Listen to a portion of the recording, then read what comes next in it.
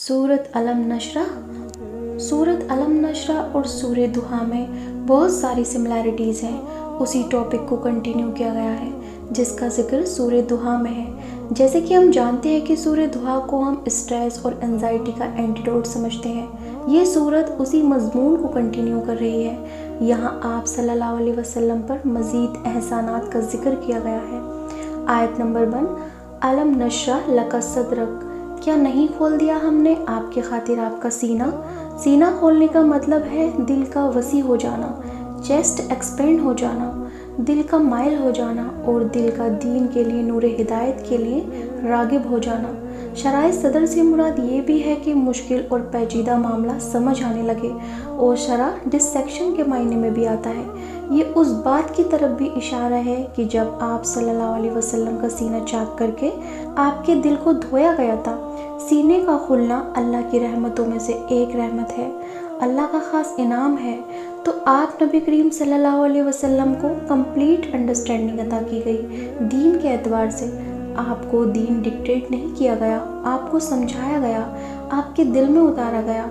शराय सदर से मुराद deep understanding है।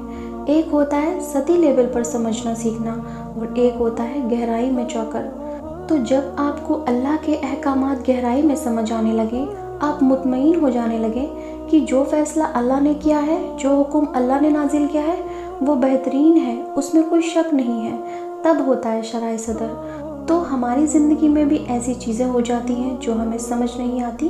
तो अगर हमें शराय सदर के साथ फेस करना है तो अल्लाह हमें उसकी विजडम भी समझा देता है। शराय सदर का नसीब हो जाना अल्लाह का बहुत बड़ा इनाम है। सूरत अलम नशरा आयत 2 से 3 तक। ववदअना अनका विज़रक, और उठा लिया हमने आपसे आपका बोझ। विज़र ऐसा बोझ होता है जो इतना भारी हो कि उठाना मुश्किल हो। तो नबी करीम सल्लल्लाहु अलैहि वसल्लम को ये कहा जा रहा है कि ना कि हमने आपका सीना एक्सपेंड किया बल्कि हमने आपकी परेशानियों को भी दूर कर दिया। ये कौन सा बोझ था आप पर? लोगों को गुमराही से निकालकर इस्लाम की तरफ कैसे लाया जाए, इस्लाम कैसे फैले, तौहीद कैसे फैले। रिसालत का बहुत बड़ा बोझ था आप पर। ये बहुत बड़ा मिशन था जो आप सल्लल्लाहु अलैहि वसल्लम को दिया गया। इसीलिए अल्लाह ने एक जगह फरमाया कि हम आप पर बहुत भारी बोझ डालने वाले हैं। कुरान तो अगर पहाड़ों पर नाजिल हो तो पहाड़ रेजा रेजा हो जाते, लेकिन नबी करीम सल्लल्लाहु अलैहि वसल्लम के दिल पर उतारा गया। खुद सोचिए ये कितना बड़ा बोझ था। आप सल्लल्लाहु अलैहि वसल्लम जानते थे कि आपके पास लिमिटेड टाइम है। उसी टाइम में आप सल्लल्लाहु अलैहि वसल्लम को पूरी दुनिया में मैसेज पहुंचाना था, और अल्हम्दुलिल्लाह आप इसमें कामयाब भी हुए। अल्लज़ी अनकदा ज़हरक, वो जिसने आपकी कमर तोड़ दी। नकल होता है गिरा खोलना, फिर किसी चीज़ का इस तरह तोड़ना कि उसके चटकने की आवाज़ आए उसमें से। आप सल्लल्लाहु अलैहि वसल्लम पर इन्हीं सारी चीज़ों का बोझ था। Burden of prophethood, burden of carrying the Quran. तो इसके मुकाबले में हमारे बोझ क्या है कि जॉब कब लगेगी, शादी कब होगी, किससे होगी, बच्चे कब होंगे। लेकिन आप सल्लल्लाहु अलैहि वसल्लम के सारे बोझ आपके मिशन से रिलेटेड थे।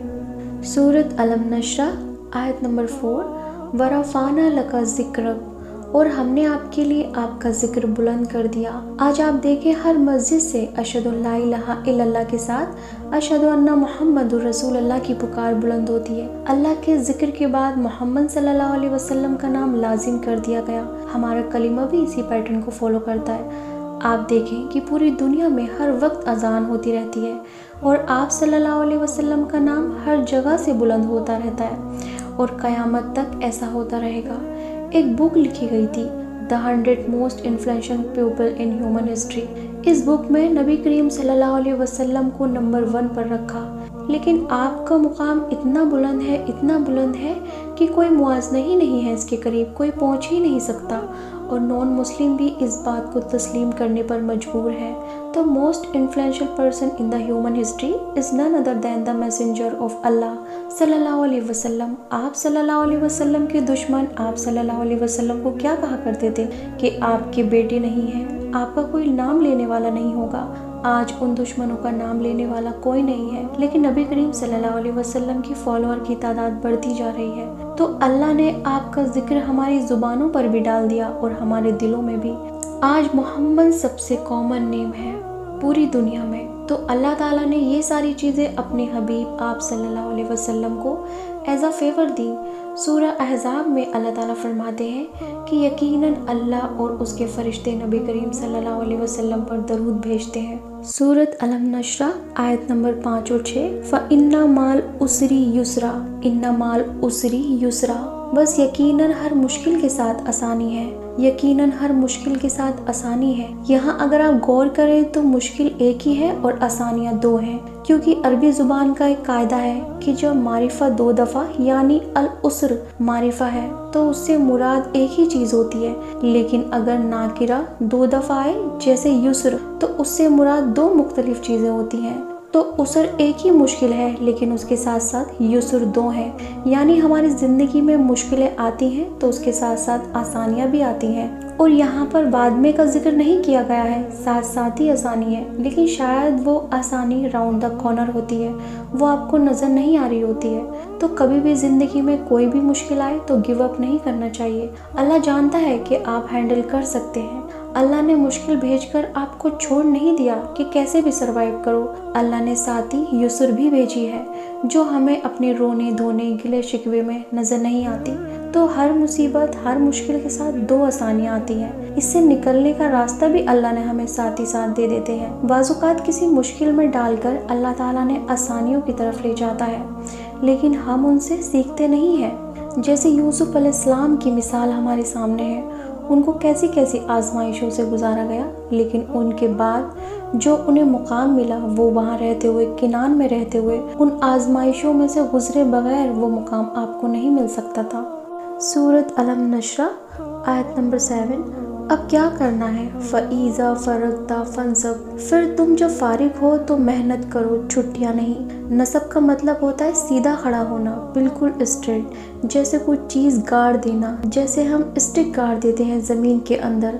जब एक काम से फारिग हो तो आराम नहीं करना है, उठ खड़े होना है, मेहनत मुशक्क़त करनी है। नसब से मुराद ऐसी मेहनत मुशक्क़त है जो इंसान को थका दे।